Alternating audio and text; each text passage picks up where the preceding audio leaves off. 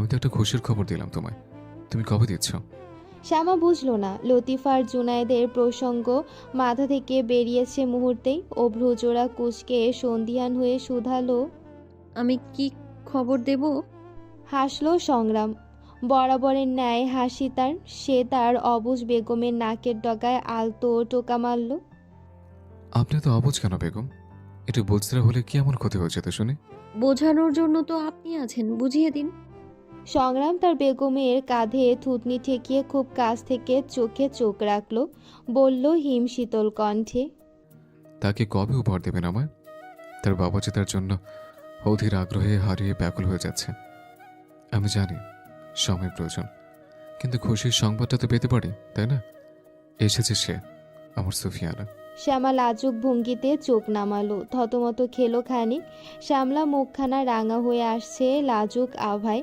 চিকচিক করছে নাকের ডগা। সংগ্রামের তির্যক দৃষ্টি থেকে নিজেকে আড়াল করতে চাইল। এই সম্মুখে এই মুহূর্তে থাকাটা দায়। শ্যামা ছাড়াতে চাইল নিজেকে, পারল না। উল্টো আরও শক্ত করে জড়িয়ে গেল সংগ্রামের বাঁধনে। সংগ্রাম ব্যাকুল হয়ে শুধালো। লজ্জাবতী ডালিয়া আমার, এতটা লজ্জা পাবেন না। বলুন না, কবে আসবে সে? জানি না, ছাড়ুন তো আমায়। কোনো রকমে মুখ দিয়ে দুটো শব্দ উচ্চারণ করলো শ্যামা। ইচ্ছে করছে মাটিতে মিশে যেতে। সংগ্রাম ছাড়ল না তবুও। জানেন না তো কে জানে? সে কবে আসবে না আসবে আমি কি করে জানবো? ও আচ্ছা, তাহলে আমি বরং তাকে জিজ্ঞেস করে নিই কবে আসবে সে। কথা শেষ করে ঝট করে ছাড়লো শ্যামাকে। হাফ ছাড়লো শ্যামা। পুরোপুরি দম ফেলার আগে সংগ্রাম এক টানে নিজের দিকে ফেরালো ওকে। শ্যামার উদরের কাছে অগ্রসর হয়ে কান পাতল সেখানে। শ্যামা তাজ্জব, বড় বড় চোখে চেয়ে আছে ও। সংগ্রাম কণ্ঠ অধিক নরম করলো, একেবারে ক্ষীণ স্বরে শ্যামার উদরে দুটো টোকা মেরে ডাকলো। কেউ আছেন এখানে? শুনতে পারছেন আমায়? আমার বেগমের মাঝে কি কারো অস্তিত্ব আছে? কেউ এসছেন তার উদরে? কেউ যদি থেকে থাকেন তাহলে নিজের উপস্থিতি সম্পর্কে খুব তাড়াতাড়ি বার্তা পাঠান দয়া করে। নিজের আবির্ভাবের লক্ষণ দিন আমার বেগমকে। আপনি যে এসেছেন এটার যে কোনো একটা প্রতিক্রিয়া তো দেখান, নয়তো বুঝবো কি করে আপনার জন্য যে আপনার বাবা ব্যাকুল হয়ে যাচ্ছে? ধৈর্য নেই তার। আপনার মুখে বাবা ডাক শুনতে ইচ্ছে জাগছে ভীষণ। ইচ্ছে জাগছে আপনাকে ছুঁয়ে দেখতে। তাড়াতাড়ি আসুন। আপনার আবার আসতে তো 10 মাস সময় লাগবে। আপাতত অন্তত নিজের উপস্থিতি জানান দিন। শ্যামা হাসলো ফিক করে। কী সব বলছে এই লোকটা। সংগ্রাম চোখ তুলে শ্যামার হাসিটুকু দেখলো। বলল। আমার তো কেউ কিছু বলল না বেগম। দেখুন, হয়তো এবার আপনাকে তার আগমনে বার্তা পাঠাবে। আরেকটু অপেক্ষা করে, কি বলেন? শ্যামা মাথা নাড়ালো দুদিকে। কথা শেষ করে ভ্রু নাচালো সংগ্রাম। হাসলো ঠোঁট কামড়ে। শ্যামা ওর চুলের ভাঁজে হাত বুলিয়ে নাক টেনে বলল। আপনি না একটা পাগল ছোট জমিদার সাহেব। এমন কে করে? আমি করি যেটা কেউ করে না, সেটাই আমি করি বেগম। সকাল সকাল আজ লতিফার সাক্ষাৎ, তাও শ্যামার সাথে। সিঁড়ি দিয়ে নিচে নামার সময় শ্যামা মুখোমুখি লতিফার। লতিফা এক পলক চেয়েছে শুধু। শ্যামাকে দেখে তাচ্ছিল্যের সহিত চোখ সরিয়েছেন অবিলম্বে। মুখখানা তার ভার, চরম বিভ্রান্তি স্পষ্ট। শ্যামাকে পাশ কাটিয়ে সিঁড়ি উঠতে গেলে ডাকলো শ্যামা। ফুপম্মা কেমন আছেন? তরিতে চোখ মুখ তাটিয়ে চাইল লতিফা। ঝাঁঝালো দৃষ্টি তার। দাঁত পিষল কটমট করে। দেখতেই তো পারছিস কেমন আছি, আবার আদি খেতে দেখিয়ে জিজ্ঞেস করছিস? কোথায় ছিলেন এতদিন? দেখিনি তো, তাই জিজ্ঞেস করলাম। লতিফা যেন জ্বলে উঠল আরও বেশি। যে এক ধাপ সিঁড়ি উঠছিল সেই ধাপ নামলো। শ্যামার মুখোমুখি দাঁড়িয়ে চোখ কুঁচকে তেতে উঠল। কোথায় ছিলাম জানিস না? ঢং করছিস? ভালো শাস্তি এসেছিস এখানে? পাগলামো ছেড়ে নাটক শিখেছিস? শুনিসনি তোর খ্যাপাটে সংগ্রামের কাছে কোথায় পাঠিয়েছিলে আমাদের? বশ করেছিস তো ওকে। কালো চেহারার যৌবনে যৌনসে মত্ত করেছিস নিজের প্রতি। শ্যামা কপাল কুঁচকালো। লতিফার কথা একটু বোধগম্য হলো না, বরং ঘৃণা মাখা বিরক্তি লাগলো কটাক্ষের স্বরে। নরম কণ্ঠ শক্ত করল শ্যামা। এ স্পর্ধা দেখালো একটু। মুখের ভাষা ঠিক করুন ফুপম্মা। আপনার সাথে এইসব ভাষা মানায় না, ঘৃণিত লাগে শুনতে। লতিফা কটমট করে আরও কিছু বলার জন্য উদ্যত হতেই চোখ পড়ল উপরে। পাঞ্জাবির হাতা গোটাতে গোটাতে নিচে নামছে সংগ্রাম। পেছালো লতিফা, ধাতস্থ করলো নিজেকে, স্বাভাবিক করলো মুখভঙ্গিমা। সংগ্রাম ওদের কাছে আসতে চোখ তুলে তাকালো শ্যামা। শ্যামার দিক থেকে চোখ সরিয়ে লতিফার দিকে তাকালো সংগ্রাম। বলল একটু ব্যঙ্গ করে স্বাভাবিক কণ্ঠে, এসেছেন ফুপি আম্মা, আপনার অপেক্ষাতে ছিলাম। তা ছেলে কোথায় আপনার? অনেক দিন ধরে দেখিনি প্রাণপ্রিয় ভাইকে।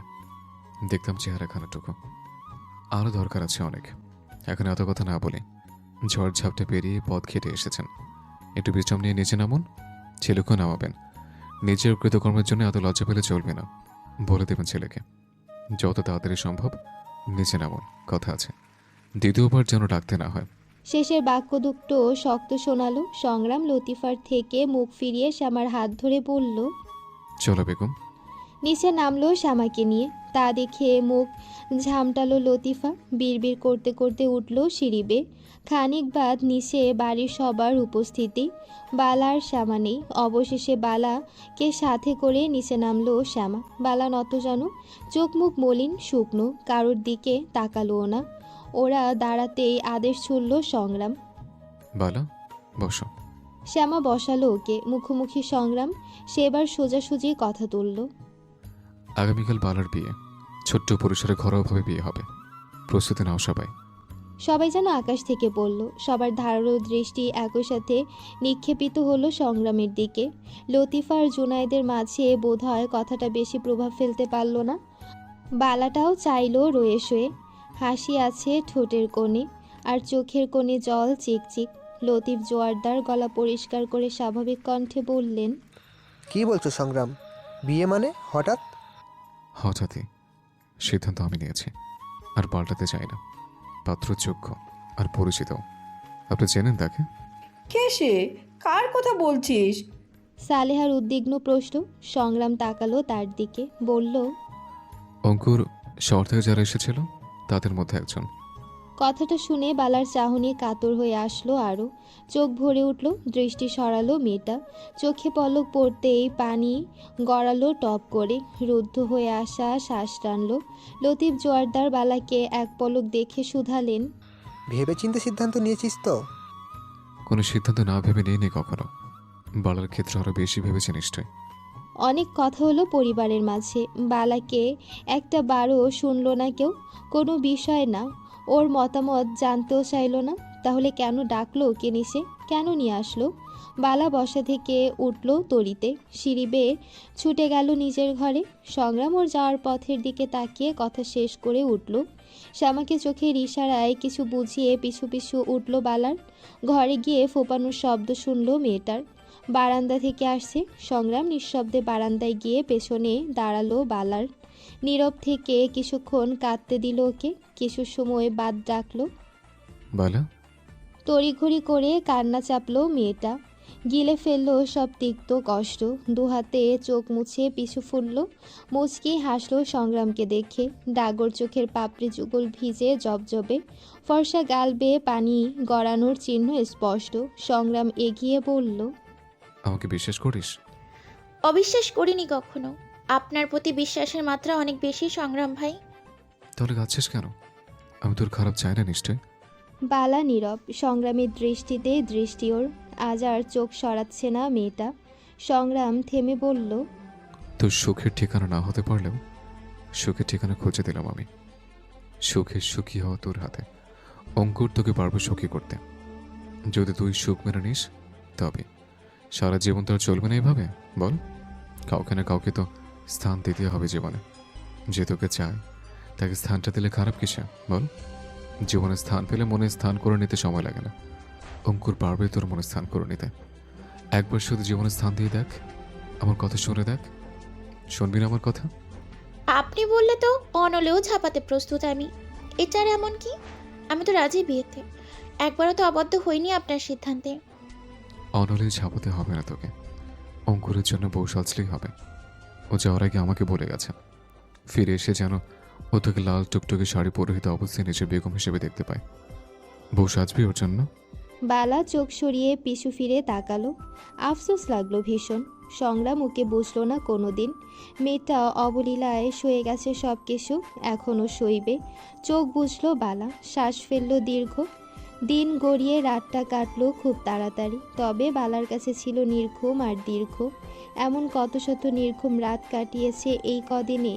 জমিদার বাড়ি সবসময় আলোক সজ্জায় সজ্জিত, আজ আরও মুখরিত হলো, ফুলে ফুলে সাজানো হলো পুরো বাড়ি। জমিদার বাড়ির অনুষ্ঠান বলে কথা, ছোট কি করে হয়? তবে গ্রামে কথা বের হয়নি, বাড়িতেই সবার মাঝে আছে, বাইরের কেউ জানে না এই বিষয়। বিকেলের দিকে আসবে অঙ্কুর তার মাকে নিয়ে। বিকেলের আগে সাজানো হয়েছে বালাকে, লাল টকটকে গাঢ় বিয়ের শাড়ি ফর্সা শরীরে ঝকঝক করে ফুটে উঠেছে। চিকচিকে সোনার গহনা গায়ে ভর্তি, হাতে মোটা সোনার বালা। এগুলো সালেহার। খানিক আগে সালেহা পরিয়ে দিয়ে গেলেন ওকে, পরিয়েই চলে গেছেন, দাঁড়ায়নি। নিজেকে আড়াল করেছেন চাপা কান্না। মেয়েটা তার নিজের না হয়েও নিজের ছিল। সংগ্রাম কাণ্ড না ঘটালে নিজের করে রাখত সারা জীবন। বালার ডাগর চোখ জোড়ায় মোটা করে কাজল টানা, কপালে একখানা লাল টিপ, ঠোঁটে গাঢ় ঠোঁট রঞ্জন, মাঝ বরাবর সিথি করে কোমর ছড়ানো চুল আজ খোপায় বন্দি, খোপাতে গেঁধে রাখা কাঁচা ফুলের মালা, লাল টকটকে ওড়না মাথায়। হালকা সাজ, তবে অসাধারণ সৌন্দর্য বাড়িয়ে তুলেছে বালার। এক ঝলকেই চোখ ঝলসাবে। বালা অপরূপ, আরও অপরূপা করে সাজানো হয়েছে আজ, সাজিয়েছে শবনম আর শ্যামা। সব শেষে বালার দিকে কিছুটা মুহূর্ত হা বনে তাকিয়ে রইল দুজনে, বিমুখ হয়ে চাওয়াচাই করলো একে অপরের দিকে। কি সুন্দর লাগছে সুরবালাকে, কোণে কোণে আভা মুখশ্রীতে, চোখ দুটো নামানোর। শবনম চিবুক ধরে মুখখানি উপরে তুলল বালার, মুগ্ধ নয়নে চেয়ে বিস্মিত স্বরে বলল, বাহ বালা, তোমাকে তো খুব সুন্দর লাগছে, একদম লাল টুকটুকে পরি লাগছে, তাই না শ্যামা? তাল মেলালো শ্যামাও, একই স্বরে বলল, সত্যি বালা, অনেক সুন্দর লাগছে তোমায়, কেউ একবার তাকালে চোখ সরাতেই পারবে না। বালা হাসলো কৃত্রিম, হাসিতে উচ্ছ্বাস নেই। বিকেল গড়াচ্ছে, অঙ্কুর আসেনি এখনো। অঙ্কুরের সাথে কাল থেকে না হলেও শতবার কথা হয়েছে সংগ্রামের। বাড়িতে নতুন টেলিফোন এসেছে, হাসপাতাল থেকে ফেরার দিনে সংগ্রাম নিয়ে এসেছিল। যোগাযোগ সুবিধা এতে, অঙ্কুরের সাথে যোগাযোগ করতেও অসুবিধা হয়নি। এই তো একটু আগে দুপুরে কথা হলো, অঙ্কুর তখন বাড়ি থেকে বেরিয়েছে ওর মাকে নিয়ে। আসতে আসতে বিকেলের মধ্যভাগ, আবার ফিরতে ফিরতে সন্ধ্যা গড়িয়ে রাত। এই আসবে হয়তো। সংগ্রাম বাইরেটা দেখে বালার ঘরে উঠল। শ্যামাকে দেখেনি সেই দুপুর থেকে বালাকে সাজাতে ব্যস্ত ওরা। সংগ্রাম গলা খাকারি দিয়ে ঘরে ঢুকলো। আভাস পেয়ে চকিতে তাকালো সবাই। আজ সর্বপ্রথম বালার সাথে চোখাচোখি হলো সংগ্রামের। মেয়েটার বুকখানা ছ্যাদ করে উঠল এতেই। সংগ্রাম পলকহীন কিছু মুহূর্ত তাকিয়ে থেকে মুচকি হাসলো। তাকিয়ে এগোলো বালার সম্মুখে, ঝুঁকে হাত বাড়িয়ে দুই আঙ্গুলে ছোট্ট করে চিমটি কাটলো বালার কানের লতিতে। কাঁপলো মেয়েটা। সংগ্রাম শান্ত স্বরে বলল, খুব সুন্দর লাগছে তোকে, একদম বউ বউ, কারোর যেন নজর না লাগে। অবশেষে বালার সৌন্দর্য চোখে পড়ল সংগ্রামের। নজর পড়ল, আবার নজর কাটলো। স্থায়ী আর রইল কি? বালা হাসলো এক চিলতে, লাজুক ভাব আনার চেষ্টা করলো জোরপূর্বক, চোখ নামালো দৃষ্টি আড়াল করে। সংগ্রাম সোজা হয়ে শ্যামাকে দেখে মুচকি হাসলো, বলল সবার উদ্দেশ্যেই, ওরা এসে পড়েছে হয়তো, আর কিছুক্ষণ মৌলভী কাজে সবে এসে গেছেন, শুধু বিয়ে পড়িয়ে চলে যাবে ওরা, নিয়ে যাবে বালাকে। শ্যামার মুখখানা নুয়ে আসলো। শবনমও আহত করলো দৃষ্টি, তবে হাসলো বালা। সন্ধ্যা গড়াচ্ছে, আধার নামছে চারদিকে। সংগ্রাম পায়চারি করছে অন্দরের বাইরে। লতিফ জোয়ারদার পাশেই তার আসনে বসে, মুখখানাতে একরাশ চিন্তার ছাপ। ছোট হয়ে এসেছে মুখশ্রী। সংগ্রাম কতবার টেলিযোগাযোগ করার চেষ্টা করলো, সফল হলো না। টেলিফোনে পেল না অঙ্কুরকে। এতক্ষণে তো ওদের আসার কথা, কিন্তু এখনও দেখানি। ছটফট অবস্থা সংগ্রামের, কুল পাচ্ছে না কোনো দিকে। এখনও নেই কেন অঙ্কুর? যোগাযোগের আর কোনো সূত্র নেই। কি হয়েছে? কোথায় আছে এখন ওরা কে জানে? রাস্তায় কোনো বিপদ ঘটল কিনা তাও সন্দিহান। সংগ্রাম ঘামছে, শ্বাস ফেলছে ঘন ঘন, চিবুক বেয়ে ঘাম গড়াচ্ছে ওর। সালেহা বেরোলেন অন্দর থেকে। বালা এখনো ঘরে। মেয়েটা সে কখন থেকে সেজেগুজে বসে আছে অপেক্ষায়। অতিথিশালার বাইরে মৌলভী আর কাজে উদ্বিগ্ন। এভাবে এতক্ষণ ধরে বসে থাকা দায়, বিরক্তিকর তাদের কাছে। জমিদার হওয়ায় কিছু বলতেও পারছে না তারা। সালেহা আতঙ্কিত হয়ে দম হারিয়ে শুধালেন, সংগ্রাম, কি হলো? আর কত দেরি? এখনো আসছে না কেন কেউ? রাত নামছে তো, আর কখন আসবে? সংগ্রাম থমকালো এক জায়গায়, স্বাভাবিক করলো নিজেকে। উত্তর না করে অন্দরে ঢুকলো সবাইকে উপেক্ষা করে। ফের যোগাযোগের চেষ্টা করলো, পারল না। ওষ্ঠজোড়া শুকিয়ে আসছে ওর। লতিফ জোয়ারদার, সালেহা, আতিয়া বেগম সবাই ওর দিকেই তাকিয়ে। সময় গড়াচ্ছে তো গড়াচ্ছে, থেমে নেই। শিরদাঁড়া বেয়ে শিরশির করে ঘাম গড়িয়ে পড়ছে সংগ্রামের। চিন্তার মাত্রা বাড়ছে, তবুও অঙ্কুরকে ভুল বুঝে একটা খারাপ ধারণাও মাথায় আসছে না। সংগ্রাম সোফায় বসলো ধপ করে। এতক্ষণেও সব কিছু নীরব দেখে এবার ঘর ছেড়ে বেরোলো শ্যামা। সিঁড়ি বেয়ে নামতে নামতে নিচে সবার উদ্গ্রীব মুখভাব দেখল। আতিয়া বেগম সংগ্রামের পাশে বসে শান্ত কণ্ঠে শুধালেন, দাদুভাই কি হয়েছে? নতুন জামাই আহে না কেন এখনো? বিয়া হইব না? মাইয়াটা কখন থেকে সাইজা গুইজা বইসে আছে, দেরি হইয়া যাইতাছে তো। আর কখন আইব হেরা? সংগ্রামের তবুও উত্তর না দেখে সালেহা বিব্রত হলো এবার। খানিক উঁচু গলায় বললেন তিনি, সংগ্রাম, কথার উত্তর দিচ্ছিস না কেন? কি হয়েছে? কিছু তো বলবি। বিয়ে দিতে তো চেয়েছিলি মেয়েটার, এখন কথা বলছিস না কেন? সংগ্রাম ঢোক গিলল, মাথা এলোমেলো। শ্যামা তাজ্জব বনে দাঁড়িয়ে সিঁড়ির নিচে। লতিফ জোয়ারদার বসলেন ছেলের পাশে, একই প্রশ্ন করলেন ভেজা গলায়। সংগ্রাম, কিছু বলছো না কেন? কি হয়েছে? এখনো আসছে না কেন ওরা? এতক্ষণে তো এসে যাওয়ার কথা। কোনো সমস্যা হয়েছে? এবার কথা ফুটল সংগ্রামের মুখে। জানি না আব্বা, বুঝতে পারছি না। বুঝতে পারছিস না মানে? কি বুঝতে পারছিস না? এখনও কেন আসেনি ওরা? আর কখন আসবে? কার সাথে বিয়ে ঠিক করেছিস বালার? কাণ্ডজ্ঞানহীন সে, সময়ের মূল্য বোঝে না। তুই তো বুঝিস রাত গড়িয়ে যাচ্ছে, আর কখন আসার জ্ঞান হবে ওদের? শবনমও নিচে নামলো এবার, পাশে দাঁড়ালো শ্যামার। বালা ঘরে একা। সংগ্রাম শান্ত থেকে বলল, আর একটু অপেক্ষা করি, ওরা আসবে, নিশ্চয়ই আসবে। হয়তো কোথাও আটকে গেছে। কথা অনুযায়ী আরও সময় পেরোলো। রাত্রি পেরোলো 10টা।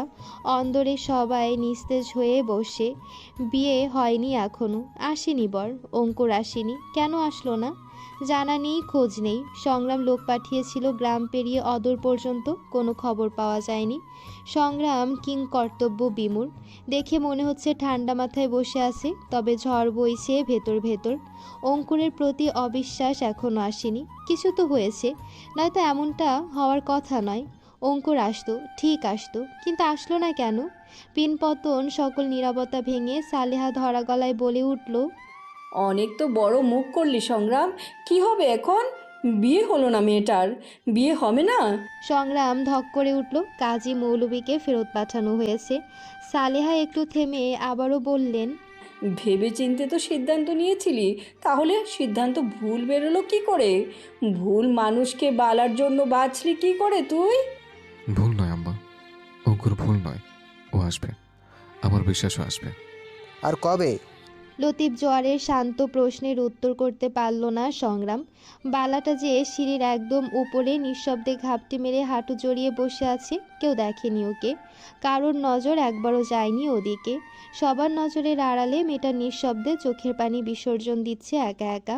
হাঁটুতে মাথা কাত করে রেখেও চেয়ে আছে এক দৃষ্টিতে সংগ্রামের পানে। ফিকরে উঠে নাক টানলো বালা। এতেই শব্দ হলো একটু। সকলে নীরবতার মাঝে শব্দটা প্রকট শোনালো। শ্যামা শবনম সহ চকিতে চাইল সবাই। বালাকে দেখে আটকে উঠল সবাই। সালেহা অস্ফুটেও বীর করলো, বালা! সবার দৃষ্টি নিজের দিকে দেখে ভরার চোখে হাসলো মেয়েটা। মাথা তুলে এক চোখ মুছলো। উঠে দাঁড়াতেই চুড়িগুলো একে অপরের সাথে টোকা লেগে শব্দ হলো একটু। মেয়েটা নিস্তেজ পায়ে এগোলো নিজের ঘরের দিকে। সংগ্রাম বসা থেকে উঠল ঝট করে, দ্রুত পায়ে ছুটলো বালার পিছু পিছু। বালার ধীর গতির সাথে পাল্লা দিতে অসুবিধা হলো না। বালা ঘরে ঢুকে দরজা চাপাতে গেলে আটকে দিল সংগ্রাম। দরজা ঠেলে ভেতরে ঢুকলো, বলল, দরজা দিয়েছিলি কেন? দিচ্ছিলাম না তো, চাপাচ্ছিলাম একটু। সংগ্রামের গোল দৃষ্টি, বালার ভরার চোখে ঝাপসা দেখাচ্ছে। পানি গড়াতেই পরিষ্কার হলো চোখ। বলল মেয়েটা, ভয় পেলেন নাকি সংগ্রাম ভাই? ভেবেছেন মরার আগে দরজা দিচ্ছি? চিন্তা করবেন না, নিজে নিজে মরবো না আমি।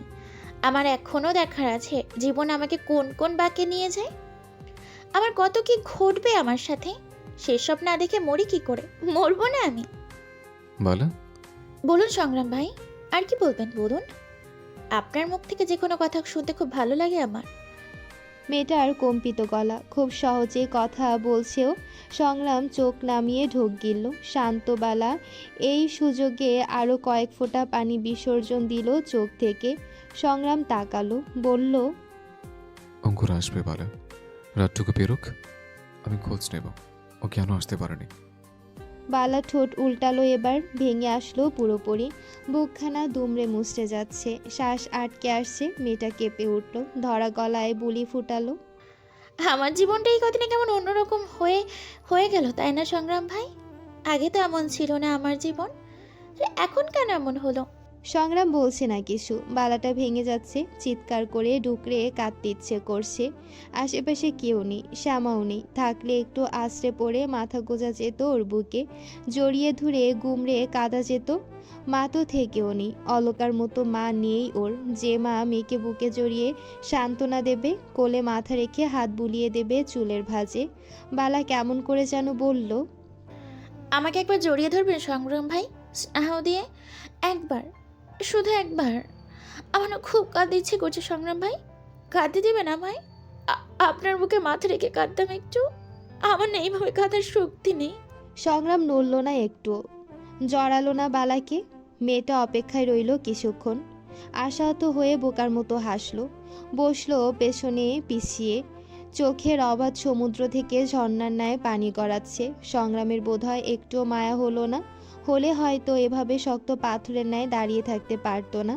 বালা বিলাপ করে হাসলো, নিজেকে দেখিয়ে বলল, এ দেখো সংগ্রাম ভাই, আজ আমি লাল শাড়িতে বউ সেজেছি, কিন্তু আপনার জন্য না। আপনার কথাই অন্য কারোর জন্য বউ সাজলাম। একটু দেখুন, যার জন্য বউ সাজলাম সে আসলো না আমাকে নিতে। আপনার বউ সাজার স্বপ্ন তো নিজে নিজে দেখেছিলাম, সেই স্বপ্ন ভাঙলো। আপনার বউ সাজার স্বপ্ন দেখে অন্য কাউকে বউ রূপে দেখতে হলো আমার। কিন্তু সে তো আমার স্বপ্ন দেখালো, তাহলে স্বপ্ন দেখে নিজে সে স্বপ্ন গড়িয়ে দিল কেন? কেন আসলো না সে? আমি তো আর স্বপ্ন দেখতে চাইনি, কাউকে জড়াতে চাইনি জীবনে। উনি কেন স্বপ্ন দেখালো আমায়? আমি আবার হারলাম সংগ্রাম ভাই, হেরে গেলাম আমি, হেরে গেল আমার সৌন্দর্য। বলেছিলেন না লাল শাড়িতে বউ সেজে খুব সুন্দর লাগছে আমায়, আজ আপনি আমার সৌন্দর্য দেখলেন, অথচ আর যার দেখার কথা ছিল সেও দেখলো না, সেও ফাঁকি দিল আমায়। কেউ ভালোবাসলো না আমায়, আমি কারোর ভালোবাসার যোগ্য নই সংগ্রাম ভাই। কেউ আসে না আমায় ভালোবাসতে, কেউ না। একসাথে এতগুলো কথা শেষ করে দুহাতে মাথা চেপে ধরে ডুকরে উঠল মেয়েটা, কেঁদে উঠল হাউমাউ করে। শ্যামা দরজার বাইরে ভেজা করুণ চোখে তাকিয়ে মেয়েটার সব আহাজারি শুনল। সংগ্রাম হুট করে পেছনে তাকালো, শ্যামার উপস্থিতি বুঝে তাকিয়েছে। শ্যামার সজল চোখে চেয়ে মৃদু ইশারা করলো ওকে। সংগ্রাম দাঁড়ালো না, বালার সম্মুখে এক হাঁটু মুড়ে বসে ওর দুহাত আগলে ধরল, জবজবে ভেজা দু চোখ মুছিয়ে দিল নিজ হাতে। এতটা স্পর্শ সজ্ঞানে কখনো পায়নি বালা। মেয়েটা কান্না চেপে থমকালো এক মুহূর্ত। সংগ্রাম ওর দু গালে নিজের দু হাতের আঁচলে নিয়ে মোলায়েম স্বরে বলল, তোকে যে ভালোবাসবে সে আসবে, সব কিছু পেরিয়ে সে আসবে। এখন তো তোর জন্যই আসবে সে, তাকে যে সুরবালার কাছে আসতেই হবে। দায় রেখে গেছে সে। রাজপুত্র আসবে আমার সুরবালা, রাজকন্যাকে নিয়ে যাওয়ার জন্য ছুটে আসবে সে, টক বগিয়ে ঘোরা ছুটে আসবে সে, দেখিস। মেয়েটা হেসে ফেলল, মনে হলো এক মুহূর্তে ভুলল সব কষ্ট, আর কোনো দুঃখ নেই ওর। ফের বলল সংগ্রাম। অঙ্কুর আসবে পারা, তোর কাছে আসবেও। ওকে বলবো আমার এই ছোট্ট রাজকন্যার সব কষ্ট যেন নিজের বুকে আগলে দূর করে দেয়। রাজকন্যাকে যেন নিজের রাজরানী করে রাখে সে। সকালটা হতে দে, ও কেন আসলো না আমি খোঁজ নেব। ওকে খুঁজে নিয়ে আসবো তোর কাছে। জোর করবেন সংগ্রাম ভাই? যে আমার দায়িত্ব নিতে চায় না তার ঘাড়ে জোর করে চাপাবেন আমায়? তার যদি আমার কাছে আসার হতো তাহলে সে নিশ্চয়ই আসতো। সকাল হয়েছে, ভোরের আলো সবে ছড়াচ্ছে ধরণীতে, পাখির কিচির মিচিরে মুখরিত চারপাশ। ফজরের আজানের পর আর ঘুমানোর চেষ্টা করেনি সংগ্রাম। শ্যামা নিচে নেমেছে ওর জন্য চা বানাতে। হাই তুলতে তুলতে বারান্দায় দাঁড়ালো সংগ্রাম। ঘুম হয়নি সারা রাত, এদিক ওদিক পাশ ফিরে কাটিয়েছে। মাথায় হাজারো চিন্তা নিয়ে ঘুমাবেই বা কী করে। তার উপর শ্যামা ছিল না পাশে, ও ছিল বালার কাছে, ওর ঘরে। এই কদিনেই শ্যামাকে জড়িয়ে ঘুমানোর অভ্যাস হয়ে গেছে সংগ্রামের। বুকের বাপাশে শ্যামাকে না জড়ালে ঘুম আসে না, শান্তি আসে না প্রাণে। বুকের উপর শ্যামার ভার না পেলে অন্তর প্রসন্ন হয় না, হালকা হয় না হৃদয়। ফজরের আগে শ্যামা নিজেই ও ঘর ছেড়ে এ ঘরে এসেছে। বালা ঘুমিয়ে, শ্যামার কোলে মাথা রেখে ঘুমিয়েছিল কাল। শান্তিতে ঘুমিয়েছিল বোধহয় শ্যামার কোলে। শ্যামা একটুও নড়েনি সারা রাত, ও নিজেও ঘুমোয়নি। ফজরের পর বালার মাথাটা কোল থেকে বালিশে রেখে ঘরে এসেছেও। এসে দেখে সংগ্রাম খাটে নেই। সংগ্রামের একটা শিকারি বন্দুক আছে, দেয়ালে ঝোলানো থাকে সব সময়। সংগ্রাম সেটা নেড়ে ছেড়ে দেখছে সোফায় বসে। বন্দুকের নল পরিষ্কার করে দেখছে ঘুরিয়ে ফিরে। এটা নিয়ে আগে শিকারে যেত। শ্যামর জীবনে এসেছে থেকে একটাবারের জন্য শিকারে যেতে দেখেনি ওকে, শুধু শুনেছে রোজ রাতে শিকারে বেরোতো সংগ্রাম জোয়ারদার। সকালেও যেত। শ্যামা তো নিজেই দেখেছিল ওকে। সংগ্রামের নির্ঘুম মলিন মুখখানা দেখে দৃষ্টি আহত করলো শ্যামা। ওর উপস্থিতির আভাস পেয়ে চকিতে চাইল সংগ্রাম। শ্যামাকে দেখে মুচকি হাসলো, বলল, এসছো বেগম, কাছে এসো। শ্যামা এগোলো, শুকনো মুখে বসলো সংগ্রামের পাশে। সংগ্রাম সময় পার করলো না, বন্দুকটা হাতে ধরে ছট করে শ্যামার কোলে মাথা রেখে শুয়ে পড়ল। চোখ বুঝলো তৃপ্ততায়, বলল নরম স্বরে। মাথায় হাত বুলিয়ে দাও বেগম। শ্যামাকে বলতে হতো না, ও নিজেই আগে উদ্যত হয়েছিল মাথায় হাত বুলিয়ে দেওয়ার জন্য। সংগ্রামের চুলের ভাঁজে ধীরে ধীরে হাত বুলিয়ে দিতে লাগলো শ্যামা। সংগ্রামের মনের অবস্থা বুঝে প্রসন্ন টেনে কথা তুলল, ডাকলো প্রথমেই। ছোট জমিদার সাহেব। বরাবরের ন্যায় সংগ্রামের হিমশীতল জবাব। বলুন সাহেবা। এটা আপনার শিকারি বন্দুক তাই না? হুম। আজকাল তো আপনি শিকারে জানি না, কেন যান না? সংগ্রাম সোজা হয়ে দৃষ্টি রাখলো শ্যামার চোখে, পাল্টা প্রশ্ন করলো, শিকারে মানুষ কেন যায়? শিকার করতে? আমি তো আমার শিকারকে নিজের ঘরে নিজের বন্দিনী করে সারা জীবনের জন্য পেয়ে গেছি। আর শিকারে যাওয়ার প্রয়োজন কি আমার? মানে? আমার অবুঝ বেগম, অন্যরা শিকার হিসেবে ফাঁদে বন্য প্রাণী যত জানোয়ার পেয়ে থাকে, আর আমি পেয়েছি আস্ত একটা শ্যামা সুন্দরীকে, আমার বেগমকে। আমার জীবনের সবচেয়ে বড় আর উৎকৃষ্ট শিকার তো আপনি। আপনাকে তো পেয়েই গেছে, আর কিন্তু মুক্তি দিচ্ছি না। আপনাকে পেয়ে আর বাড়তি কোনো শিকারের কোনো প্রয়োজন নেই আমার। আমি আপনার শিকার? একমাত্র সংগ্রাম জোয়ারদারের শিকার আপনি। এই শিকারের ব্যক্তিগত শিকারিনী আপনি। সেদিন তো এই খরগোশটার গায়ে ভুল করে তীর বেঁধেছিল, আর আপনি সঠিকভাবে বেঁধেছিলেন আমার বন্ধনে, আমার বেগম হিসেবে। আপনার তো শিকারের সংগ্রাম জোয়ারদারকে সেদিন পছন্দ হয়নি, তাই না? কে বললো পছন্দ হয়নি? সেদিন যেভাবে কথা শোনালেন আমায়, সাহস আছে কিন্তু আপনার। একটু তো আছেই। তাই? তা কত সাহস আছে শুনি আমার বেগমের? শ্যামা খানিক ভঙ্গিমা পাল্টালো, গলা ভারী করে বলল, কি করতে হবে সাহসিকতার প্রমাণ দিতে? সাহসিকতার প্রমাণ আমায় দিতে হবে না, অন্যদের কাছে দেবেন। নিজেকে ভীত বানিয়ে গুটিয়ে রাখবেন না কারো সামনে। আমার বেগমের সাহসী সত্তা যেন সবার সামনে উজ্জীবিত হয়, বুঝলেন? বর্তমান। বারান্দায় দাঁড়াতেই ঠান্ডা হাওয়া ছুঁয়ে দিল সংগ্রামের শরীর। আলো পুরোপুরি ফুটলে পেরোতে হবে বাইরে। সংগ্রাম এদিক ওদিক পায়চারি করে বারান্দার কার্নিশ ঘেঁষে দাঁড়ালো। ফটকের সামনের রাস্তায় দৃষ্টি পড়তে চলকে উঠল। গাছগাছালির আড়ালে কিছু একটা দৃশ্যমান। তির্যক দৃষ্টি নিক্ষেপ করলো সংগ্রাম। কেউ আসছে জমিদার বাড়ির ফটকের দিকে। 2 চাকা মোটর সাইকেল বোধহয় বাহন হিসেবে। সংগ্রাম বুঝে উঠতেই দৃষ্টি বৃহৎ করল।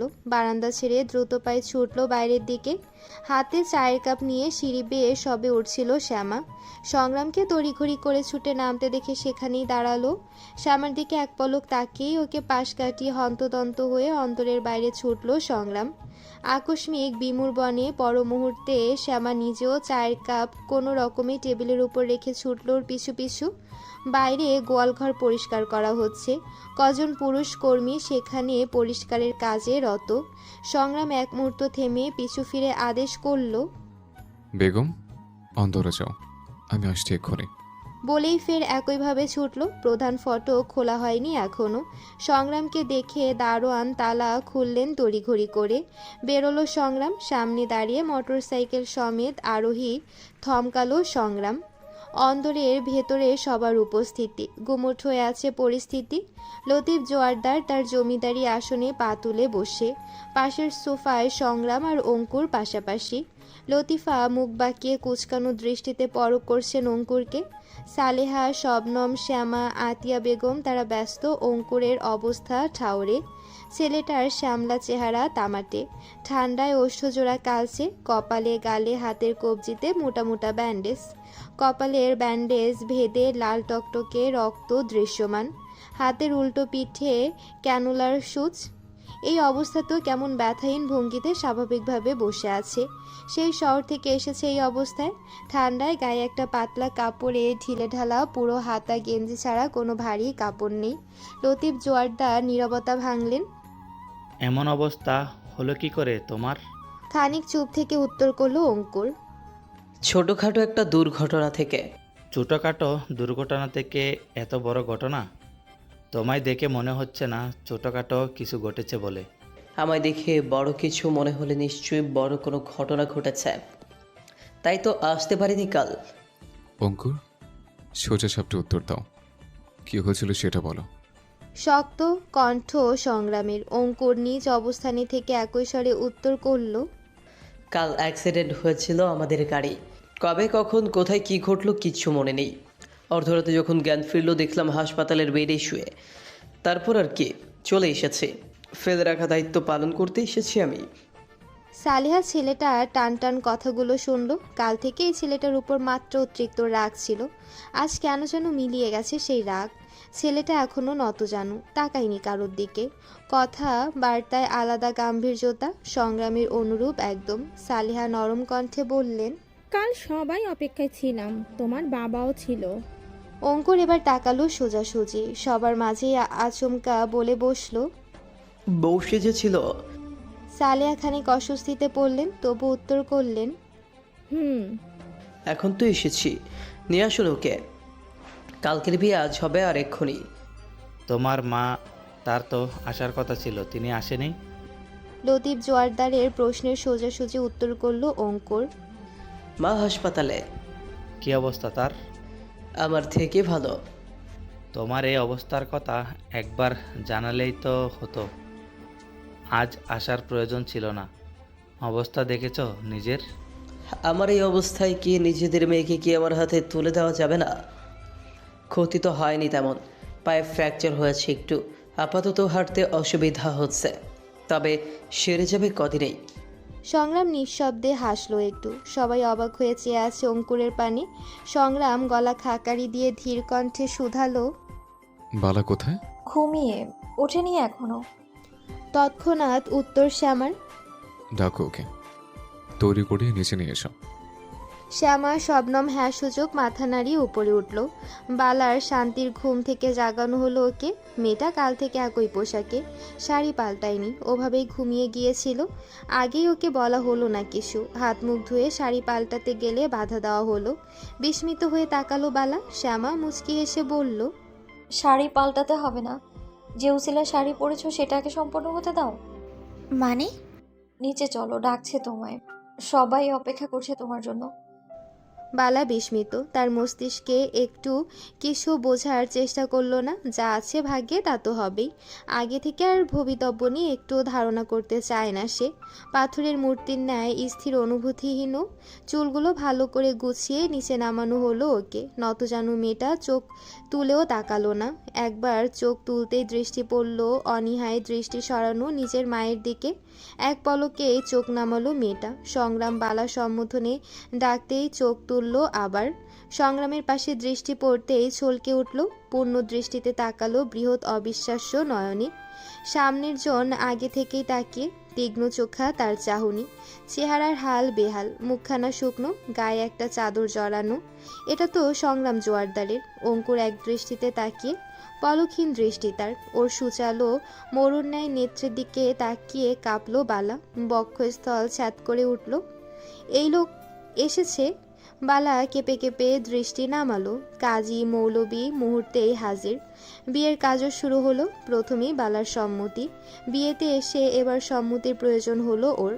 সালেহা ওর পাশে বসলেন। বালার হাত দুটো ধরে সজল চোখে সাহস জোগালেন ওকে।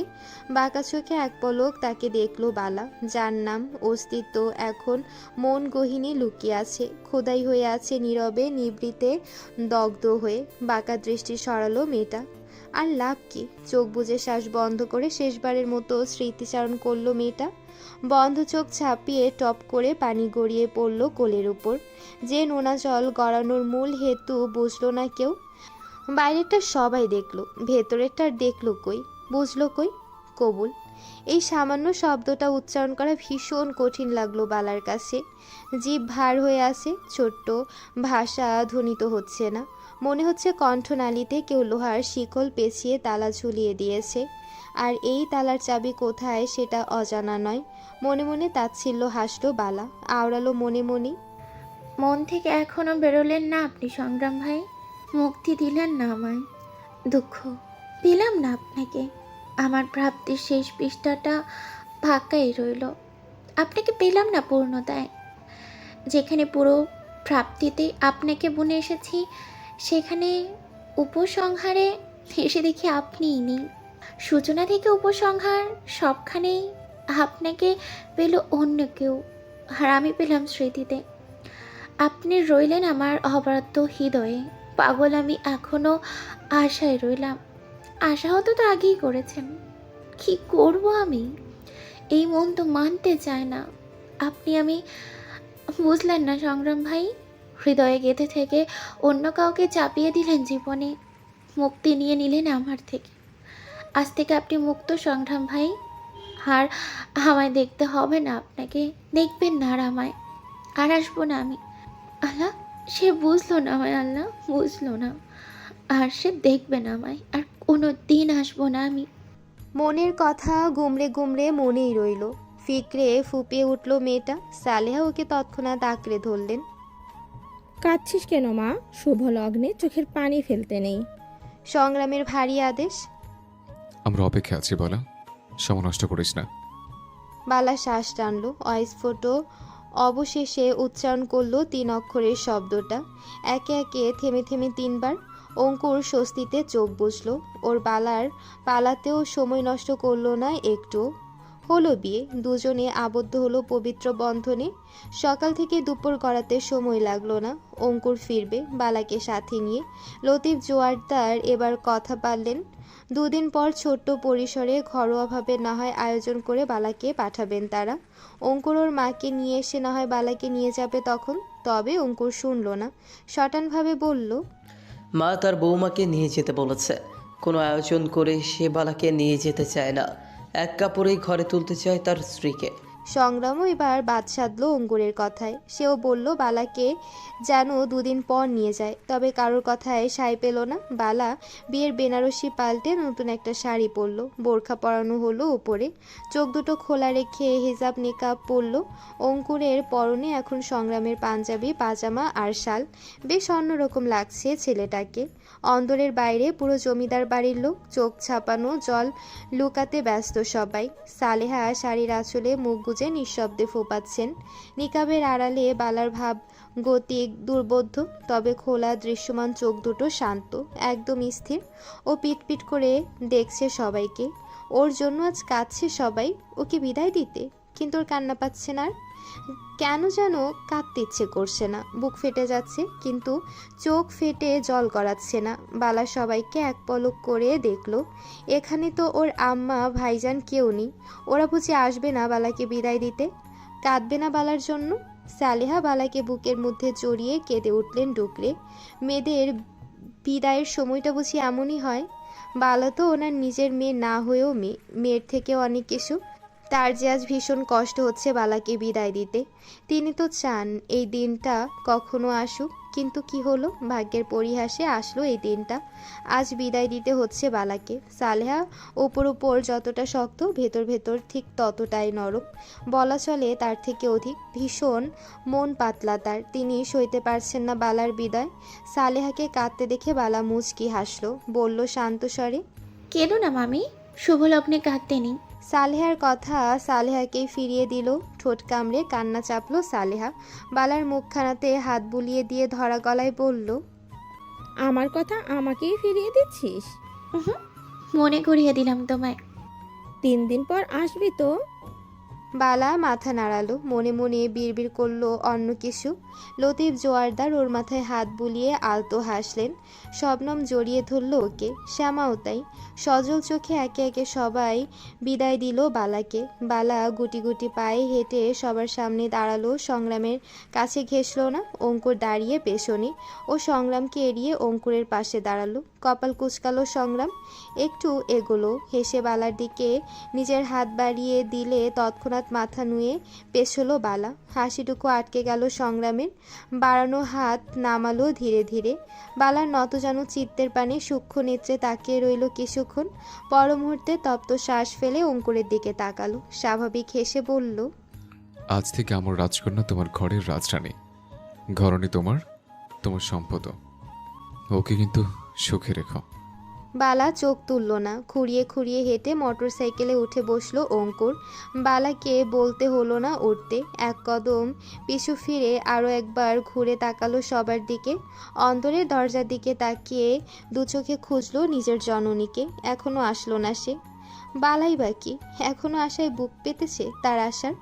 অঙ্কুরের পেছনে মাঝে দূরত্ব রেখে বসলো বালা। কয়েক মুহূর্ত দাঁড়িয়ে চালু হলো মোটর সাইকেল। জমিদার ফটক পেরোলো ধোয়া তুলে।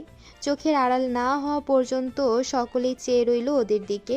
বিকেলের ঠান্ডা মিঠে হাওয়ায় অঙ্কুরের ঝাঁকড়া চুলগুলো এলোমেলো হয়ে উড়ছে। বালা নিজের ভারসাম্য ঠিক রাখতে পারছে না। মোটর সাইকেলে এর আগে কখনো ওঠেনিও, উঠবেই বা কী করে? গ্রামের একে বেঁকে রাস্তায় দুলে দুলে চলছে 2 চাকা গাড়িখানা। বালা দম খিসে চড়া গলায় বলল, ধীরে চালান, এসবে ওঠার অভ্যেস আমার নেই। তুমি ধরে বসো। তৎক্ষণাৎ অঙ্কুরের পাল্টা কথা। পেছনের দিকে মুখ ফেরালো বালা। খানিক বাদ বালার কোনো প্রতিক্রিয়া না দেখে নিজে থেকে গাড়ির গতি কমালো অঙ্কুর। ফেরানো মুখ ঘোরালো বালা। অঙ্কুর সামনের উত্তল দর্পণে বাঁকা দৃষ্টিতে চেয়ে দেখলো ওর নিরেট অভিমানী অক্ষিযুগল। অদ্ভুত লাগলো। মেটাজ কাঁদছে না। জমিদার গ্রাম পেরোতে বেশি সময় লাগলো না। গ্রামের শেষে রাস্তার বাঁকে বিরাট এই সাইনবোর্ডে লতিফ জোয়ারদারের নাম লেখা। পরের বছর এখানে লেখা হবে সংগ্রাম জোয়ারদারের নাম। সে তো জমিদার আগামীর। পরের বছর হবে হয়তো লতিফ জোয়ারদার জমিদারি দাখিল করবেন ওর হাতে। সংগ্রামের কথা মনে আসতেই নিকাবের আড়ালে আলতো হাসলো বালা। শ্বাস ফেললো দীর্ঘ। শহরের রাস্তায় উঠতেই ধীরে ধীরে অঙ্কুরের থেকে দূরত্ব ঘুষল মেয়েটা। খেয়ালের বশে নিজে থেকেই আপনা আপনি এক হাতে পেছন থেকে জড়িয়ে ধরল অঙ্কুরকে। মুহূর্তেই মাথাটাও রাখলো অঙ্কুরের প্রশস্ত কাঁধে। বালার আকস্মিক স্পর্শে ধক করে উঠল অঙ্কুরের সত্তা। খানিক শিহরিত হলো সে।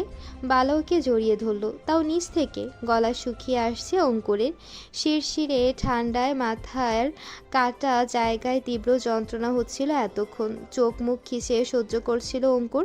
এখন মনে হলো নিমিষে সব যন্ত্রণা গায়েব।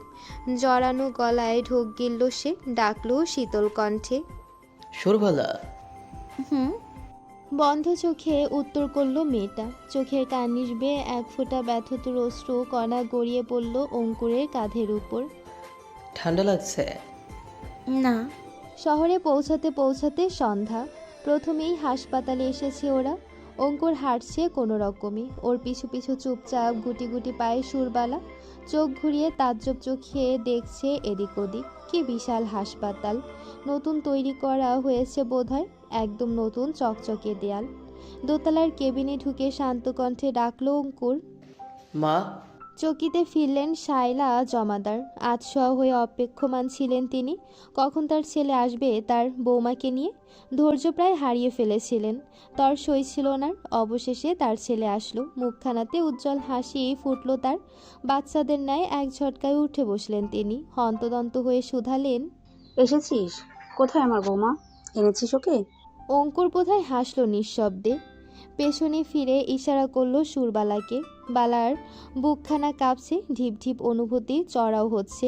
ধীরে সুস্থে কেবিনে ঢুকলো, মুখে এখনো নিকাব। শায়লা হুড়মুড়িয়ে নামলেন। মা, তোমাকে নামতে হবে না, ও যাচ্ছে তো তোমার কাছে। তুই চুপ কর, একদম কথা বলবি না। একেই তো দেরি করে এসেছিস। আমি কত অপেক্ষা করছিলাম জানিস? ওর চাঁদ মুখখানা না দেখা অবধি আমার শান্তি হবে না।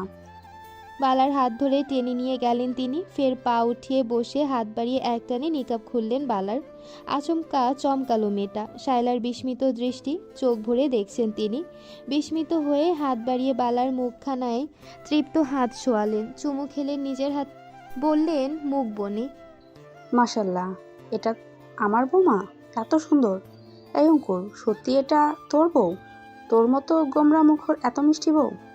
এরপর অঙ্কুরকে আগাগোড়া পরখ করলেন তিনি। এতক্ষণে পুরোপুরি দৃষ্টিতে দেখলেন, চোখ কপালে তুলে বললেন, বারে অঙ্কুর, তোর ভোল পাল্টে তোকে এমন শল্য মুন্সি কে সাজালো রে? আমার বৌমা? কপাল কুঁচকালো অঙ্কুর। তার মা এমনই। বালা বোধ হয় মজা পেল, হাসলো ফিক করে। অঙ্কুর বাঁকা চোখে দেখল তা। শায়লা ওর দু হাত নিজের হাতের মুঠোয় নিলেন। তোর নাম তো সুরবালা, তাই না? জানিস কতক্ষণ অপেক্ষা করছিলাম? তোর কাল যদি অ্যাক্সিডেন্ট না হতো তাহলে কালকেই তোকে ঘরে তুলতে পারতাম, কিন্তু বিপত্তি ঘটায় বিলম্ব হয়ে গেল। আজ তোকে ঘরে তুলবো, পূর্ণ হবে আমার ঘর। এত বড় বাড়িতে একটা স্থায়ী সঙ্গী পাবো আমি। আমার যে কি আনন্দ হচ্ছে! তোকে ভীষণ পছন্দ হয়েছে আমার। মা হিসেবে আমায় কেমন লাগলো তোর? বালার অস্ফুট স্বর। মা? শোন, তুই কিন্তু আমার মেয়ে আর আমি তোর মা। আমাকে কিন্তু মা ভাববি। শাশুড়ি মা কেমন পরপর হয়ে যায়। মা তো আপন, আর আমি তোর আপন হতে চাই, পর হতে চাই না। শায়লার তেমন কোনো ক্ষতি হয়নি কাল, তবুও অঙ্কুর ওকে নিয়ে যায়নি নিজের সাথে। হাসপাতাল থেকে ওরা ফিরেছে কয়েক দণ্ড আগে। বিশাল শায়লা ভিলা, নামটা শায়লার নামে। জমিদার বাড়ির থেকে কোনো অংশে কম নয়, বরং জাঁকজমকতা একটু বেশি। শহুরে আভিজাত্যের ছোঁয়া আছে। আশেপাশেও বিশাল বিশাল দালান কোঠা। শহরে ভাবটা অদ্ভুত। বালা এতটাও কল্পনাও করেনি। অঙ্কুরকে দেখে মনে হয়নি এতটা ধনী ওরা। আসার আগে জমিদারের দেওয়া সকল গহনা রেখে এসেছে সে। কিছুই সাথে আনিনি, আনতে দেয়নি অঙ্কুর। সকলের সামনে সব গহনা নাকচ করে দিয়েছিল। শুধু নিয়ে এসেছে সালেহার দেওয়া বালাজোড়া। কাল থেকে এগুলো হাতে। বালার ফর্সা হাতে লাল লাল ছোপ ছোপ দাগ হয়েছে এগুলোর ঘষায়। শায়লা বৌমাকে বাড়িতে এনে নতুন গহনায় মুড়িয়ে ফেলেছেন। খালি গা পূর্ণ করে দিয়েছেন ওর। গয়নায় মুড়িয়ে নিজের বৌমাকে চোখ ভরে দেখছেন। কত শত গল্প করলেন এর মাঝেই। বালা চুপচাপ শুনল শুধু, উত্তর করল টুকটাক, যা বুঝলো। শায়লা অঙ্কুরের বিপরীত, মা ছেলে দুই মেরুর। শায়লা যতটা স্বতঃস্ফূর্ত, অঙ্কুর ততটাই গম্ভীর চুপচাপ। গহনার সাজে বালাকে চোখ ভরে দেখে বালার অস্বস্তি বুঝে ভারী ভারী গহনাগুলো খুলে রাখলেন তিনি। শায়লা বালার নাক ফুলটাও পাল্টে দিয়েছেন। অঙ্কুরের নামে নতুন করে নাক ফুল পরিয়েছেন ওকে। গলায় হাতে চিকন চিকন স্বর্ণের চেইন আর চুড়ি, যা জলজল করছে ফর্সা চামড়ায়। নতুন লাগছে মেয়েটাকে, একদম অপরূপা। বিয়ের পর সৌন্দর্য বেড়েছে বই কমেনি। রাত 8টা নাগাদ ঘুমানোর অভ্যাস শায়লার। ডাক্তারের পরামর্শ অনুযায়ী ঔষধ সেবনে ঘুমানো তার রোজকার রুটিন। আজ 8টা পেরোলো, ঘুমানোর নাম নেই। ওষুধও খাননি আজ। মোক্ষম ওষুধ পেয়েছেন নিজের বৌমাকে। অবশেষে তার ভার মুখ ছেলের মতি ফিরল, বিয়েও করলো এত জলদি। ওর বন্ধুরা তো জানিই না। বালাও শায়লার সঙ্গে এসেছে থেকে তার ঘরে। অঙ্কুরকে খাওয়ার সময় দেখেছে সে নিজের ঘরে। রাত পেরোতে দেখে অঙ্কুর নিজে থেকে আসলো মায়ের দোরগোড়ায়, আলতো টোকা দিয়ে গলা ছেড়ে ঘরে ঢুকলো। ঢুকতেই গম্ভীর আদেশ, এখনো ঘুমাওনি তুমি? কটা বাজে খেয়াল আছে? ওষুধ খাওনি কেন? শায়লা মুখ ফিরালেন, বিড়বিড় করলেন মনে মনে, হুকোমুকোটা এসেছে জ্বালাতে। সরবালা নুয়ে গেল। শায়লার কথায় আনমনে টুকটাক হাসছিল, গায়েব হলো হাসিটুকু। এক পলকে চোখ নামালো বরাবরের ন্যায়, আর চোখ অঙ্কুরের। সেভাবেই দেখলো মেয়েটাকে। শায়লা বললেন, যা যা, জ্বালাতে আসবি না একদম। ঘুমাচ্ছি আমি। বায়না শুরু করছিস না এখন? কানের পোকা নড়ে যাবে তোর বায়না শুনলে। তাড়াতাড়ি ঘুমাও, শরীরের দিকে খেয়াল নেই আর আমি বললেই দোষ। বলতে বলতে পিছু ফিরল। দরজা পর্যন্ত যেতেই শায়লার কণ্ঠ, বউকে নিয়ে যাবি না তোর? অঙ্কুর একটু থামলো, চলকে উঠল বালা। অঙ্কুর আর কিছু না বলে গটগটিয়ে বেরিয়ে গেল। বিড়বিড় করলো শায়লা, গোমরা মুখো কেশবতী আমার, মুখে কিছু বলি না আর আমি বললেই দোষ। বলেই স্মিত হাসলেন। সুরবালার দিকে ফিরে নরম কণ্ঠে বললেন, ঘরে জামা, রাত হয়েছে অনেক। সুরবালা আর কিছু বলার সুযোগ না দিয়েই হুট করে শায়লার কোলে মাথা রাখলো। চোখ বুজে অদ্ভুত স্বরে বলল, আমি তোমার কাছে ঘুমাবো মা, আমার মাথায় একটু হাত বুলিয়ে দিবে, ভীষণ ঘুম পাচ্ছে। শায়লা নরম হাসলেন, নিমিষেই হাত রাখলেন সুরবালার মাথায়, হাত বুলিয়ে শুধালেন, তোর মা তোর মাথায় এভাবে হাত বুলিয়ে ঘুম পাড়িয়ে দিত তোকে, তাই না? অভ্যাস হয়ে গেছে মায়ের গন্ধ মেখে এভাবে ঘুমানো। সুরবালা বন্ধ চোখ দুটো খুলল, না চাইতো আলতো শব্দ উচ্চারণ করলো, হুম। 10টা পেরোলো। ঘুমে টলছে শ্যামা, হাই তুলছে বারবার। বিছানায় গা এলিয়ে দিতেই তলিয়ে যাবে ঘুমের সাগরে। কিন্তু ওকে ঘুমের সাগরে তলিয়ে যেতে দিলে তো? সংগ্রামও ওকে ভাসাচ্ছে ওর পাগলামোর সাগরে। রাত বিরেতে শ্যামাকে গাঢ় খয়েরি রঙের বেনারসি পরিয়ে হালকা সাজিয়ে বসিয়ে রেখেছে নিজের সামনে। গালে হাত ঠেকিয়ে মূর্তি বনে ও চেয়ে আছে শ্যামার পানে। শ্যামা খানিক বাদ ওর মুখ বনে থাকা চেহারার পানে তাকাচ্ছে। এই লোকটা এভাবে কি দেখছে কে জানে। ঘুমের রেশে কিছুই মনে ধরছে না শ্যামার। ও কাতর কণ্ঠে একটু বিরক্তি নিয়ে বলল, ছোট জমিদার সাহেব, ঘুম পেয়েছে আমার। ইস, আমার বেগম কি সুন্দর। সংগ্রামের উল্টো কথা। চোখ শুরু করে তাকালো শ্যামা, তাকালো নিজের দিকে। সংগ্রাম নিজেকে সাজিয়েছে, একবারও নিজেকে দেখেনিও। নিজেকে কেমন লাগছে তা জানতে বাকি নেই, তবে সংগ্রামের চোখে কেমন লাগছে তা জানতে ইচ্ছে করছে। আমি ঘুমোবো। তোমার দেখে শেষ হয়নি এখনো। আমার বেগমকে এভাবে নিজ হাতে সজ্জিত করে বউরূপে দেখিনি আমি। দেখেছিলাম আমাদের বিয়ের দিন পুরো রাত। প্রথম কোনো মেয়ের দিকে অতটা সময় চেয়েছিলাম আমি, কিন্তু সেই মেয়েটা তো আমাকে পাত্তাই দেয়নি, ঘুমিয়েছিল বিভোর হয়ে। তবে আজ তার পাত্তা পেয়েই ছাড়বো আমি। দেখি আজকে আমি অপেক্ষা করে ঘুমাই কিভাবে। শ্যামা ঘুমের ঘোরে ডুবলো। কি শুনলো কে জানে। হাঁটুতে মাথা কাত করে চোখ বুজে আনমনে প্রশ্ন করলো, আচ্ছা, কেমন লাগছে আমায়? আমার চোখে তাকিয়ে দেখে নাও নিজেকে কেমন লাগছে। আমার চোখে যতটা মোহ দেখতে পাও ততটাই মোহনীয় লাগছে তোমায়। ঘুমভার চোখ দুটো তুলল শ্যামা। নিভু দৃষ্টি ওর। চোখ খুলে রাখা যাচ্ছে না ঘুমের তোপে। হাই উঠছে বারবার। সংগ্রামের বিমোহিত দৃষ্টি। ঘরে আছে সে। শ্যামা হাঁটুতে মাথা ঠেকিয়ে কিছুক্ষণ তাকিয়ে থাকলো ওর মূর্ত নেত্রের পানে। বালার কথা মনে পড়ল। সংগ্রাম ওকে বউরূপে দেখেছে, সেই জন্যই হয়তো সাজ জেগেছে শ্যামাকেও দেখার। নরম হাসলো মেয়েটা। এই লোকটা অদ্ভুত, অথচ তার সাথে এই অদ্ভুত আচরণগুলো একেবারেই মানায় না। সে তো সংগ্রাম জোয়ারদার, সে কেমনই আগে থেকে হবে কি করে? আগে তো শ্যামা ছিল না ওর সাথে। কার সাথে এমন করেছেও? শ্যামা তো ওর সব। শ্যামা নিজে কেমন সেটা এখন আর ভাবে না, এখন ভাবে সংগ্রামের কাছে ও কেমন।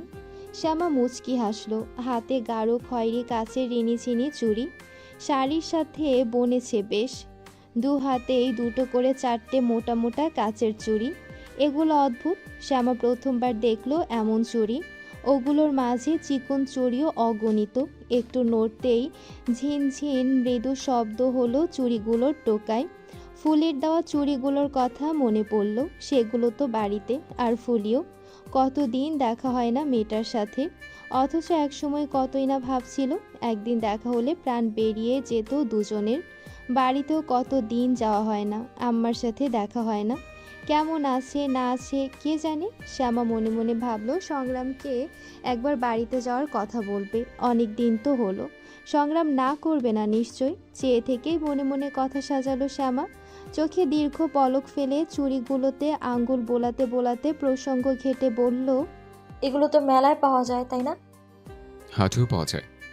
মেলাতেও পাওয়া যায়। আহাদ ভাই ফুলিকে এনে দিয়েছিল, আর ফুলি আমায়। যেদিন জঙ্গলে গেলাম সেদিন ফুলির দেয়া চুড়িগুলো ছিল আমার হাতে। আজও আছে। শ্যামা খানিক কপাল কুঁচকালো।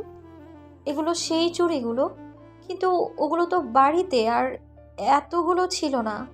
মুচকি হাসলো সংগ্রাম। শ্যামার হাত দুটো টেনে নিয়ে নিজের দখলে মোটা মোটা চুড়িগুলোতে কয়েক টোকা মেরে চোখ তুলল শ্যামার দিকে, বলল, এই চুরিগুলো, এগুলো মিশ্রণে তোমার ওই দিনের ফেলাসে ভেঙে যে চুরির টুকরো আছে। জঙ্গলে ধাক্কা লেগে তোমার হাত থেকে যে চুরিগুলো ভেঙে পড়েছিল, সেই ভাঙা কাছের টুকরোগুলো আছে চুরির মাঝে। এগুলো কিন্তু আমি বিশেষভাবে বানিয়েছি। তোমার রেখে যাওয়া ভাঙা কাছের টুকরোগুলো জানি না কেন কুড়িয়ে এনেছিলাম সেদিন। পরে এই টুকরোগুলো দিয়ে এই চুরিগুলো বানিয়েছে। কেমন হয়েছে বলো? আমার বেগমের জন্য বিশেষভাবে তৈরি এগুলো। শ্যামার ঘুম কাতুরে অক্ষি যুগল বৃহৎ হলো। বিস্মিত হলো সে। কি বলে এই লোক? শ্যামার হাত থেকে সেদিন জঙ্গলের মাটিতে কয়েকটা চুড়ি ভেঙে পড়েছিল, আর সেই চুড়ি এই লোক কুড়িয়ে এনেছিল। তাও আবার এখন সেই টুকরোগুলোর সমন্বয়ে এত সুন্দর করে চুড়ি বানিয়েছে শ্যামার জন্য। শ্যামা এতটা বিশেষ। শ্যামাকে অবাক লোচনে অমন করে তাকিয়ে থাকতে দেখে নিঃশব্দে হাসলো সংগ্রাম। এই মেয়েটা এখনো পুরোপুরি বুঝতে পারেনি সংগ্রামকে। সময় লাগবে বুঝতে, তবে সংগ্রামের তো সময় লাগেনি। সে তো খুব সহজে একেবারে মুখস্থ করে ফেলেছে এই মেয়েটাকে। আর তার এই অবুঝ বেগম তাকে বোঝেই না, নির্বোধ সে বড্ড বেশি। সংগ্রাম দীর্ঘশ্বাস ফেলে শুয়ে পড়ল। শ্যামাকে একটানে নিজের বুকে জড়ালো, চোখ বুজে বলল, এভাবে তাকেও না, নয়তো ভালো হবে না। ঘুম পেয়েছে তো, ঘুমাও। শ্যামার ঘুম ছুটেছে মনে হয়। সংগ্রামের বুকে লেপটে গেল, লাজুক হেসে চোখ বুজে ডাকলো, ছোট জমিদার সাহেব, বলো বেগম। মেলা হবে না আমাদের গ্রামে? হলো তো এবার, আবার পরের বছর হবে। আপনারা মেলা উদ্বোধন করেন? হুম। পরের বছর আমাকে নিয়ে যাবেন মেলায়? আমি না কখনো মেলায় যাইনি। আব্বা ময়নাকে নিয়ে যেত, কিন্তু আমি তো যাইনি। নিয়ে যাবেন আমায় পরের বার? চোখ খুলল সংগ্রাম। একটু মাথা তুলে শ্যামার পানি তাকিয়ে বলল, মেলায় যাবে? শ্যামাও মাথা তুলল। এক হলো দুজনের দৃষ্টি। ছোট্ট করে উত্তর করল শ্যামা। হুম।